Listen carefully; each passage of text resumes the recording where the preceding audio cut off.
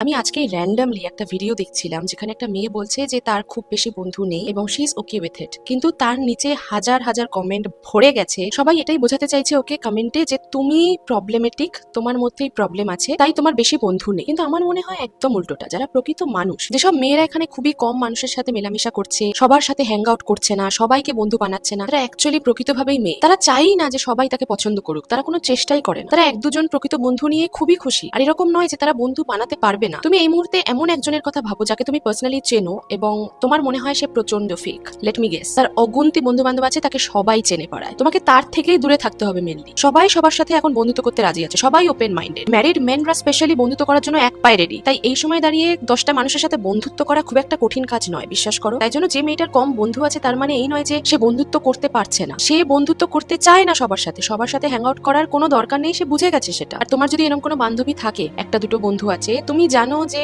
She has your back. Say actually প্রবলেমটা solve করার চেষ্টা করবে, তোমার খারাপ সময় সে চেষ্টা করবে সবসময় তোমার পাশে থাকতে। এই কোয়ালিটিগুলো তুমি শুধু তাদের মধ্যেই পাবে যাদের অ্যাকচুয়ালি কম ফ্রেন্ডস আছে। যাদের প্রচুর বন্ধু আছে তারা সবার আগে পিছপা হয়। তোমার যদি কোনো প্রবলেম হয় বা তোমার পেছনে কেউ যদি কথা বলে, তাদের সাথে বাজে কথা বলবে, তারা চায় সবার সাথে মিলেমিশে থাকতে। তুমি মনে করছো যে ও তোমার সাথে বন্ধু, ও তোমার নামে বাজে কথা বলছে না। আরেকজনের সাথে যখন গসিপ করছে তারও মনে হচ্ছে যে আরে ও তো ওর নামে গসিপ করছে, আমার নামে কখনো গসিপ করবে না, কারণ আমি তো সবসময় ওর হাতে হ্যাঁ মেলাচ্ছি, নাতে না মেলাচ্ছি। কিন্তু এরকম নয়। মেয়েরা জেনারেলি সামনে হেসে হেসে কথা বলে, মিষ্টি মিষ্টি ভাবে কথা বলে, পেছনে বিচিং করতে ওস্তাদ হয় সব মেয়েরা। কিন্তু যে মেয়েদের কম বন্ধু বান্ধব আছে তারা পিঠ পিছে কথা বলতে পারলেও কথা বলে না, কারণ তারা ভ্যালুয়েবল মনে করে মানুষগুলোকে। ওই 3-4 জন মানুষকে নিজের থেকে বেশি ভালোবাসে, নিজের থেকে বেশি প্রাধান্য দেয়, কারণ ও বন্ধুত্বের গুরুত্ব বোঝে।